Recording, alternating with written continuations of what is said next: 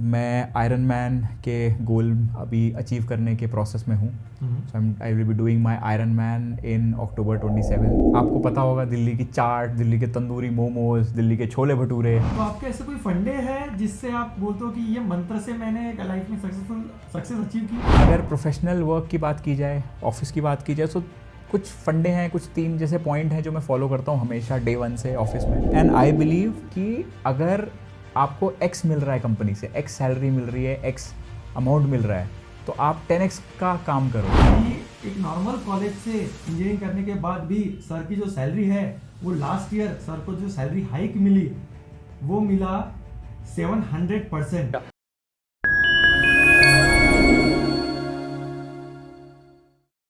Hello friends, आज हमारे जो गेस्ट स्पीकर है वो है मिस्टर अथर्व शर्मा. ये प्रॉपर दिल्ली के हैं. इनके बारे में एक स्पेशल चीज़ ये है कि हमारा जो जनरल बिलीफ है कि मैंने एक सादे कॉलेज से इंजीनियरिंग की है तो मुझे अच्छा जॉब नहीं मिल सकता, मेरी सैलरी ज़्यादा बढ़ नहीं सकती. तो आज जो हमारे स्पीकर है ये वो बिलीफ को तोड़ने वाले हैं कि सैलरी बढ़ सकती है और कॉलेज का और ग्रोथ का कोई कनेक्शन नहीं है. तो welcome Atharva. Thank you so much, Dinesh, for having me here in your podcast in this beautiful city of Pune. Yes welcome. Atharva, आपका जो दिल्ली का लाइफ है क्या आप उसके बारे में थोड़ा बताओगे? कैसा था आपका बचपन? दिल्ली का लाइफ काफ़ी अमेजिंग रहता है. आपको पता होगा दिल्ली की चाट, दिल्ली के तंदूरी मोमोज, दिल्ली के छोले भटूरे कितने फेमस हैं. अगर वहाँ पे हो तो लाइफ तो मस्त होनी ही है. करेक्ट. एंड फिर बैकग्राउंड में हिमालयाज हैं, कुछ घंटों की ड्राइव है ना, पहाड़ों की वादियों में पहुंचे और होंगे. केजरीवाल भी है. सर, आपका जो स्कूल लाइफ है वो कैसा था आपका? School life was good and आपको सुन के पता नहीं कैसा लगेगा, बट मेरा पूरा स्कूल लाइफ मैं पॉइंटों पे पास होता था. तो ऐसा मेरा स्कूल लाइफ था. Used to just pass, barely pass on in all the subjects. Okay. But it was fun. It was stressful at times as well. So आप मतलब अक्रॉस कितने परसेंटेज मिलते थे आपको? तो मेरी कंसिस्टेंसी बहुत ज़बरदस्त थी इस चीज़ में. अगर आप देखोगे फर्स्ट क्लास से 12th क्लास तक मेजॉरिटी ऑफ द क्लासेस में मैं पॉइंट्स पे पास होता था. या तो मेरे को C-D-E ग्रेड मिलता था या फिर 45, 42, 39, 38 जो पासिंग मार्क्स होते हैं जस्ट उस पर मैं पास होता था. तो ऐसी मेरी स्कूल लाइफ थी. बहुत ट्यूशन्स के बाद, बहुत मेहनत करने के बाद 10th-12th में मुझे 80% मार्क्स आ गए. Just bare minimum to get science stream and just bare minimum to hit that target. Correct. हमने सुना है आप 9th में आप कुछ फेल भी हुए थे. Yes, so 9th में I failed in 3 main subjects: social science, science and maths. तो दोस्तों, जैसा हमने देखा कि 9th में फेल होने के बाद भी हम बहुत जल्द देखेंगे कि सर के अचीवमेंट क्या है. एक जो अचीवमेंट सर का है कि एक नॉर्मल कॉलेज से इंजीनियरिंग करने के बाद भी सर की जो सैलरी है वो लास्ट ईयर सर को जो सैलरी हाइक मिली वो मिला 700%. यस दोस्तों, आपने राइट सुना है. It is 700%. Today sir is earning 8 figure salary. तो सर, आपने जो 9th में आपको इतने कम परसेंटेज मिले, 12th में आपका क्या परसेंटेज था? 12th में मेरा 82.4% था. तो ये बहुत अच्छा होता है या कैसा होता है? कॉमर्स, साइंस में? नहीं, साइंस में ये बहुत अच्छा नहीं होता है. आपको टॉप कॉलेज तो मिलेगा ही नहीं, एवरेज कॉलेज भी बहुत मुश्किल से मिलेगा. तो आपका कौन से कॉलेज से आपका इंजीनियरिंग हुआ था? मेरा कॉलेज का नाम था JRE ग्रुप ऑफ इंस्टीट्यूशंस. आपने JRE ग्रुप ऑफ सुना है? इंस्टीट्यूशन? Yes. नहीं, मैं तो नाम नहीं. ऑफ कोर्स आपने नहीं सुना होगा क्योंकि वो कॉलेज अभी एग्जिस्ट नहीं करता है. ओके, मतलब बंद हो गया है. वो बंद हो गया है. सो मैंने जब बीटेक में एडमिशन लिया था तो कॉलेज स्टार्ट हुआ था, बहुत नया कॉलेज था और उसी कॉलेज में मेरा एडमिशन हो पाया. I was not getting any good colleges further because of my very very super good ranks जो कि लाखों में थी. तो मुझे एक एवरेज कॉलेज या बिलो एवरेज कॉलेज में सेटल होना पड़ा. वो कॉलेज तब स्टार्ट हुआ था और जैसे मैं बीटेक करके निकला वो कॉलेज खत्म, बंद हो गया था वो. So the college where I graduated from does not exist any more. Sir, फिर आपकी जो एजुकेशन आपका खत्म हुआ उसके बाद की क्या स्टोरी है? एजुकेशन मेरा ख़त्म हुआ तो मेरे को जॉब चाहिए थी, बट मुझे इतना मेरा स्किल सेट नहीं था. कॉलेज में प्रोग्रामिंग बैकग्राउंड नहीं था जो कि कंप्यूटर साइंस में मेन होता है. ऑल्दो प्रोग्रामिंग करते थे but I was not an expert. तो इस कारण मैं बहुत अच्छी कंपनीज में अप्लाई नहीं कर पाया. और किया तो उसमें मेरा समहाउ स्क्रीनिंग राउंड्स क्लियर नहीं हो पाए. But then I got an opportunity to intern in one of a big billion-dollar revenue companies called BMC Software in Pune. Okay. It's an MNC. तो वहाँ पे मुझे मौका मिला as an intern, as a graduate intern, As a graduation के graduate बाद. intern, permanent employee नहीं थे आप नॉट वहाँ पे? परमानेंट एम्प्लॉय बिकॉज मेरा उतना स्किल सेट नहीं था. So they Okay. Were willing to take me as an intern and took the opportunity because it was a good brand name. Okay. So that's where I spent around 1 year 4 months as an intern after graduation. Okay. वो थोड़ा सा मेरे लिए लो period था because all my friends were in big companies, they were full time employees and I was an intern for 1 year 4 months. उन लोगों की promotions भी हो गई थी and I was still an intern after college, after graduation. तो थोड़ा सा वो दिमाग को लगता था हाँ. कि मेरे साथ ऐसा क्यों हो रहा है, या मैं ऐसी सिचुएशन में क्यों हूँ. Okay. फिर आपके वो उसमें कहानी में ट्विस्ट कब आया आपके लाइफ में? ट्विस्ट कब आया?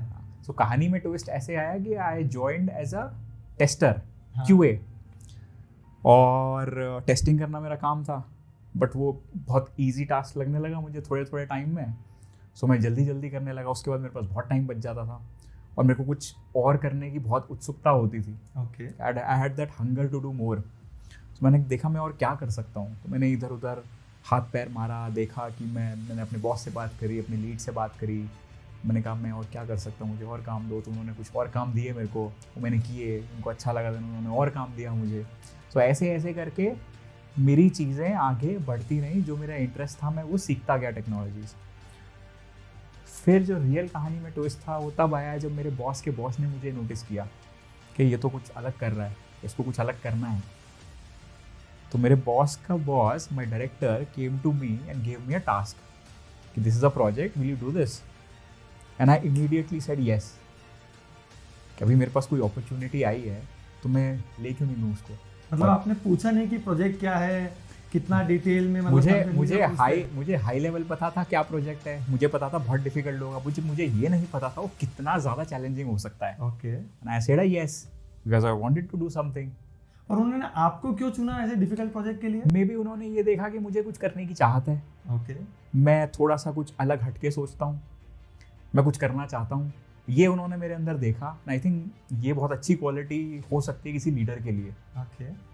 तो दोस्तों जैसे आपने देखा, अगर आपको एक अच्छी अपॉर्चुनिटी चाहिए, एक बड़ा प्रोजेक्ट चाहिए, तो you don't have to demand it, you have to deserve it. जैसे अथर्व ने जो भी रिस्पॉन्सिबिलिटी मिली एक्सेप्ट की और उसमें एक्सेलेंस लेवल पे काम किया, तो automatically he got noticed and automatically उसके पास एक बड़ा प्रोजेक्ट खुद चल के आया. It means he attracted the big project. Super Atharva. फिर उसके बाद में क्या हुआ? उसके बाद स्टोरी ऐसी चली कि वो प्रोजेक्ट में मैंने काम करना शुरू किया और वो बहुत चैलेंजिंग प्रोजेक्ट था. एंड एक हफ्ते के बाद मेरे डायरेक्टर मेरे पास आए, मेरे पीछे खड़े हुए, बोले कि ये क्या हो गया क्या? एंड आई वाज लाइक, हो गया? ये कम से कम 1, 1.5, 2 साल का प्रोजेक्ट है, ऐसे कैसे, ऐसे थोड़ी हो सकता है एक वीक में. So I realise that he was putting me under pressure. Okay. And under pressure मैं और अच्छा काम करूं और इंटेंस काम करूं, मुझे ऐसा रियलाइज़ हुआ. और जब मैं कभी ऑफिस से घर जाता था तो मेरे डायरेक्टर मुझे देखते थे तो ऐसे वॉच देखते थे. वो मुझे कुछ नहीं कहते थे. मुझे बहुत अंदर से वो लगता था, अरे मैं क्या कर रहा हूँ, मैं जल्दी घर जा रहा हूँ. जल्दी मतलब कितने बजे निकलते थे आप? जल्दी मैं 6 बजे निकलता था. वो जल्दी था उस टाइम के हिसाब से. Okay. इसलिए तो ऐसे ऐसे करके 2 महीने लगे, 3 महीने लगे. बहुत ज़्यादा प्रेशर था मेरे ऊपर डिलीवर करने का, बिकॉज सारी चीज़ें नई थी, नई टेक्नोलॉजीज थी, नए लोगों से इंटरेक्ट करना होता था. एंड देन 6 महीने के बाद मैंने एक वर्किंग प्रोटोटाइप उसका बनाया, इसको POC कहते हैं, प्रूफ ऑफ कॉन्सेप्ट. तो वो मैंने दिखाया and everybody liked it and they realise कि yeah I am going in the right direction.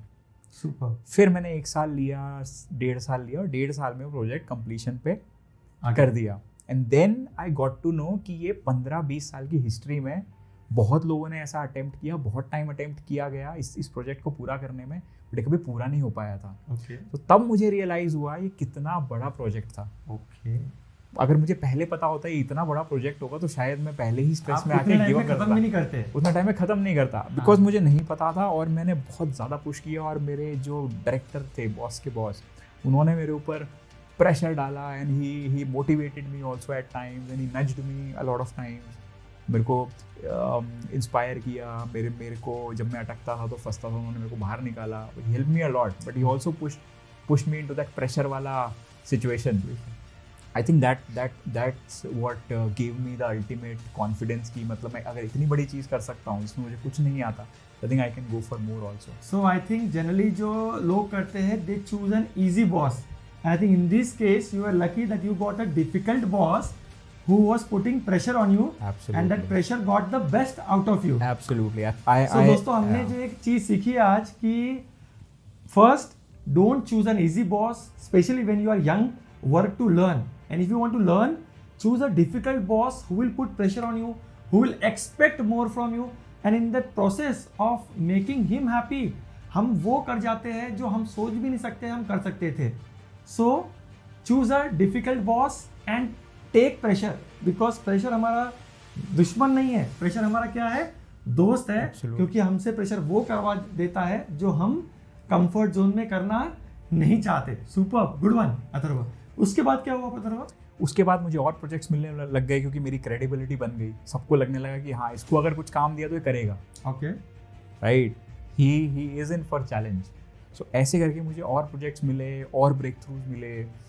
I became one of the youngest cloud architects in our business unit of 700 people. Super. और ये कौन से as में था? ये मेरे second या थर्ड ईयर ऑफ बीएमसी में था. मेरा total third year of work ex में जब मैं था तब ये चीजें होने लगी. Just in third year you got award. And I got rewards, awards, cash rewards. Oh wow. Super. And lot of mentions by the vice presidents of our company, and I got a direct in call appreciation by the vice president. Super. Which was a big thing at that time. Definitely. For just 3 years into job, and if you get appreciated for your work, you might have felt really well. Absolutely, yeah. I was top of the world. Wow, super. Then how was the journey afterward? Journey was good. I kept on learning and putting myself under challenging situations, taking challenging projects, and I started mentoring my teammates, my juniors, and further I got more projects, bigger projects in which I got my dedicated team. And interestingly, because I was an expert in the AWS architecture, and I got a team of people who are all more experienced than me. So it was a challenging yet fun task to work with people or lead the people who are more experienced than me. Correct. That's I agree. It's a challenging task, especially when you are young and people are elder than you. Absolutely. Yeah. Correct. Yeah. So that was a very, very, very incredible journey throughout. Okay. Lot of good projects, big projects, challenging tasks, challenging projects, timeline, pressure, deliverables, pressure. It was like, but. So that might be the time when you got the maximum experience. Absolutely. Maximum maturity. Absolutely. Maximum exposure I got during those times. Yes. Correct. So आपका जो ये हुआ BMC में आप कितने साल काम करते हो, उसके बाद में क्या हुआ? So I worked in about 6 years, six and a half years in BMC. Okay. And then I thought of moving on because I had further more ambitions. So I thought of moving my job place, the company, so that to get the maximum out of it. So that's where I joined Salesforce. Wow, Salesforce. Yeah. कौन से year में आपने Salesforce join किया? So I joined Salesforce in 2023. I think that was the time when you. What was the salary hike you got in Salesforce? I got 700% salary hike. Wow. So I think guys, he got 700% salary hike, and today he is earning 8-figure salary, which most youngsters don't actually get. And then they say market खराब है, economy खराब है. What we need to work is the way he worked on himself, he worked on his knowledge, he worked on his skill sets, and that actually made the opportunity come towards him. Superb. Salesforce is one of the most important company, and they work, I think CRM में है. Yes, they are the market leaders in CRM for like decades. Wow, market leader. So today he is working for a market leader. So उसके बाद में क्या हुआ CRM के? आप कितने 2 साल से काम कर रहे हो वहाँ पे? Correct. So around 1.5 years I'm working at Salesforce. Atharva, आपने जो आपका एक्सपीरियंस शेयर किया था BMC का, आपने बोला था कि आपको जो बॉस डिफिकल्ट थे, लेकिन क्या डिफिकल्ट से आपने उन्होंने आपकी लाइफ में और कुछ वैल्यू ऐड किया? आई थिंक सबसे ज़्यादा वैल्यू उसी से ऐड हुआ मेरी लाइफ में, because I had a challenging boss, a difficult boss, जिसके अंडर मैंने प्रेशर में काम करना सीखा और जिन्होंने हमेशा मेरे अंदर से वो बेस्ट निकाला. तो तभी मैं वो ब्रेक थ्रूज कर पाया और प्रोजेक्ट्स कर पाया, because my boss was so demanding. So he actually acted like a mentor to you. Absolutely. So then he became my mentor. Initially मुझे बहुत दिमाग खराब हुआ कि इतना कोई कैसे डिमांड कर सकता है, ये तो अनजस्टिफाइड है। करेक्ट। बट धीरे धीरे एक प्रोजेक्ट करने के बाद 2 प्रोजेक्ट करने का मुझे रियलाइज हुआ ऐसा ही मेंटोर मुझे बहुत आगे लेके जाएगा, ऐसा ही बॉस मुझे बहुत आगे लेके जाएगा और मुझे ऐसे बॉस के अंडर ही काम करना है। Correct correct. सो ये मुझे रियलाइजेशन हुआ। Correct correct. तो दोस्तों जैसे सचिन तेंदुलकर के जो मेंटर थे या कोच थे वो कौन थे? रमाकांत आचरेकर। अगर सचिन तेंदुलकर सुबह ग्राउंड पे 5 बजे का रिपोर्टिंग है, क्या लगता है आपको अगर सचिन 5:10 को पहुंचे तो रमाकांत सर जो थे इजीली आने दिया होगा या क्या पनिशमेंट दी होगी? Definitely Ramakant Achrekar must be very tough on Sachin. 10 round extra मरवाए होंगे पूरे ग्राउंड के, तब जाकर सचिन टफ बने। सो जो आपने बोला mentor should be tough, that's what makes us very nice in our life. Absolutely. Super super बता रहे हो। फिर आपका उसके बाद आपका जो पर्सनल लाइफ है उसमें आप क्या कर रहे हो अभी? पर्सनल लाइफ में I am into fitness. Okay. Because मुझे रियलाइज़ हुआ कि मुझे फिट होना बहुत ज़रूरी है मेरी फ्यूचर को एंजॉय करने के लिए। एंड फिटनेस मुझे एक अलग लेवल का प्रोडक्टिविटी देता है, एक अलग लेवल की कामनेस देता है। सो मैं आयरन मैन के गोल अभी अचीव करने के प्रोसेस में हूँ। I will be doing my Ironman in October 27th. What is Ironman? So Ironman is a triathlon race in which you have to swim in the ocean for 2 kilometers. 2 kilometre? हाँ, 2 kilometre ocean में। Swimming pool का मेरा एक lap मारा तो थक जाता हूँ।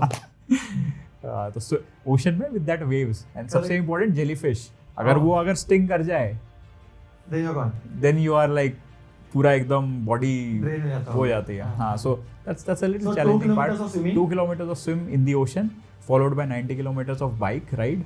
Cycling. Okay. And 21 kilometers of half marathon. ये back to back without breaks. Back to back. और कितने घंटे में खत्म करना पड़ता है? 8.5 hours का usually cut off hours में तीनों? Yes, तीनों. So ये मेरा गोल है। Okay. ये कब जाने वाले हो आप? ये October 27th. अचीवमेंट बहुत हो गए ना अथर्व, मतलब already you have achieved so much, और क्यों इतना करना है मेहनत? मेरी लाइफ का यही फंडा है कि एक अचीवमेंट किया, व्हाट्स नेक्स्ट। ओके। फिर दूसरा किया, व्हाट्स नेक्स्ट। हाँ। तो कभी भी मैं पिछले गोल्स को इतना बड़ा नहीं बनाता कि मैं आगे का ना सोच पाऊँ। नहीं होते हो आप। Not satisfied. I want to push myself every now and then. अपनी लिमिट्स टेस्ट करने में मेरे को मजा आता है। I think that gets the best out of me. तो हमारे जो यंग व्यूअर्स है उनको आप क्या एडवाइस दे पाओगे और आपके क्या मंत्र है ऐसे जिसके वजह से आप यहाँ तक पहुंचे? First is your efforts should be consistently refined and self driven. जो भी एफर्ट्स हो कंसिस्टेंट हो, टाइम बाय टाइम उसको रिफाइन किया जाए और वो सेल्फ ड्रिवन हो, आपका मोटिवेशन हो उस चीज़ में। Second, you should be ready to get out of your comfort zone every now and then. Comfort zone से निकलना पड़ेगा. So that's what I do to stay on top of everything. Super. मतलब yes, I completely agree. Most of us हम WhatsApp university, Facebook university से, YouTube university से knowledge बहुत लेते हैं. I think most of us where we are lacking is execution. So आप I think execution के master हो, right? तो आपके ऐसे कोई फंडे हैं जिससे आप बोलते हो कि ये मंत्र से मैंने लाइफ में सक्सेस अचीव की? तो फॉर एग्जांपल अगर प्रोफेशनल वर्क की बात की जाए, ऑफिस की बात की जाए, तो कुछ फंडे हैं, कुछ 3 जैसे पॉइंट हैं जो मैं फॉलो करता हूँ हमेशा डे 1 से ऑफिस में। First is honesty. ओके। क्या I was always honest to my manager, my teammates. कुछ भी गड़बड़ होती है तो उनको जाके बता देना, कुछ भी चीज़ें आगे पीछे होती हैं तो कम्युनिकेट करना। आई वॉज ऑनेस्ट, ये काम हुआ है, ये काम नहीं हुआ, ये काम में मेरे को हेल्प चाहिए। So I was always honest and transparent. So that was the first thing. So honest only with the manager और honest with yourself also? Honest with myself also. तो जनरली हमने जो देखा गया है ना, we are honest with boss क्योंकि वहाँ पे बायोमेट्रिक मशीन है, इतना काम करना ही है, but we are not honest with ourself. जैसे हमारे जो ग्रोथ के लिए चीज़ें करनी चाहिए, डिस्ट्रैक्शन नहीं होना चाहिए, सोशल मीडिया ज़्यादा नहीं करना चाहिए। So were you honest in that domain also? Absolutely. I was totally honest on that. And the second thing is I treated the company where I worked as my own company. जैसे मेरी खुद की company है, ये मेरे खुद के resources हैं। Not only water wastage तो नहीं हो रही, इलेक्ट्रिसिटी तो नहीं वेस्ट हो रही, ऑल्सो कंपनी के रिसोर्सेज तो नहीं वेस्ट हो रहे, कंपनी में मैं कैसे वैल्यू ऐड कर सकता हूँ, कैसे प्रोडक्टिविटी बढ़ा सकता हूँ, कि मेरी खुद की कंपनी है। ओनरशिप ली काम की और कंपनी के ग्रोथ की। करेक्ट। जनरली बोलते हैं, जनरली बोला जाता है दो तरह के माइंडसेट होते हैं, एक है एम्प्लॉय माइंडसेट, एक है एम्प्लॉयर माइंडसेट। तो आप एम्प्लॉय होते हुए भी आप एम्प्लॉयर के साथ सोच रहे थे और एम्प्लॉयर के लिए क्या आप बेनिफिट कर सकते हो वो आप सोच रहे थे। Super good. तो सेकंड है, आपने एम्प्लॉयर माइंडसेट के साथ में काम किया और अपनी कंपनी समझ के आपने काम किया। Super, absolutely. And the third is a very, very strong work ethic. So I never worked on a couch or on a bed. Even the COVID time आया तो मेरे को proper मैं अपने desk पे प्रॉपर ब्राइट लाइट में काम करता था, जिससे मुझे लेथार्जिक नहीं फील होता। इट्स ऑल साइंस कि आप अगर कॉमन सेंस एंड साइंस की साइंस बोलती है कि अगर आप डार्क में काम करते हो तो आपके सेंसेस डल हो जाते हैं and you feel like sleepy. So working in bright light, sitting on table, chair table पे काम करना, अपने प्रॉपर डेस्क पे, right posture, so all that I worked on. So I had very very strong work ethic on that. So I think these three things help me. और क्या है second? taking ownership of the work. Yes. And third, strong work ethic. And I believe कि अगर आपको X मिल रहा है company से, X salary मिल रही है, X अमाउंट मिल रहा है, तो आप 10x का काम करो। आप काम ही 10x के हिसाब से करो, तभी आप उस तक पहुंचोगे। X पे X मिल रहा है और X का काम करोगे तो you'll never reach 10x. Wow, good perspective. So nobody will give you 10x for working for X amount. Correct. मतलब अगर आप 10 लाख सैलरी मिल रही है आपको और आप 10 लाख का काम कर रहे हो, तो आपको कंपनी ज्यादा क्यों पे करेगी? Correct. सैलरी तभी ग्रो होगी जब आप 10 लाख कमा रहे हो, आप 50 लाख का काम कर रहे हो, तो ही कंपनी आपको नोटिस करेगी and then company will super good ones. Good perspective. Thank you. So do you read books? Yeah, I do read. I do read a lot of biographies, self-help books, yes. Okay, so can you recommend 3 books to our readers from the plethora of books you have read? Okay, so I think 3 books which everyone should read can be: first, Atomic Habits; second, 7 Habits of Highly Effective People; okay, and third, Power of Your Subconscious Mind. Wow. So second I have read, I think minimum 2 or 3 times. Okay. 7 Habits of Highly Effective People. That's amazing. That's fantastic. Yeah. Super. But then means even if you do it 10 times, you will find something new in that book. Yeah. Super. Yeah. Good read. Yeah. So friends, please read these 3 books and transform your life. And let's do something worthwhile in our life. मतलब इसके अलावा आपकी social life में आप क्या करते हो? Social life में मुझे ट्रैवल करना बहुत पसंद है। I love exploring new places. Okay. I love going to existing places and explore new things. Okay. तो रिसेंटली आप कहीं जाकर आए हो? सो लास्ट ईयर मैंने फ्रांस, पेरिस किया था, जो कि मेरा ड्रीम डेस्टिनेशन था। Wow. एंड बेल्जियम मैं गया था। देन हमने एक जोधपुर का ट्रिप किया था जहाँ पे हमने Rajasthan international folk festival attend किया था। I love music, folk music. And I went to Goa, I came to Pune to travel. So हाँ, lot of trips and yeah, lot of you love to travel. Yeah. Great. So इसके अलावा समाज के लिए आप कुछ करते हो, मतलब for young people or anything? हाँ, समाज के लिए yes, I had a very strong calling 5-6 years back when I got to know about this organization called Keep Moving Movement. Okay. So I got associated with it, and yeah, it's all about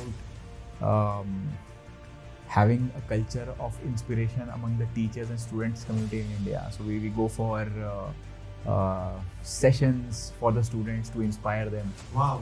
And KMM has so far impacted more than 70,000 teachers and lakhs of students. Wow, super. So you are doing something for the community. Absolutely. I am giving back to the community because I felt very strongly that students of 9th and 10th standard are in a lot of stress. I was in that in my time. So I don't want the students of current times to go through those pains. Correct. So you are guiding them to succeed in life. So that Playing a small, makes you feel good, right? Absolutely. Whenever you do this kind of things, it feels very satisfying, right? That I'm able to do a small role in the social impact. For the community at Yes. large. Super. So Atharva, on health front, you are always like this fit?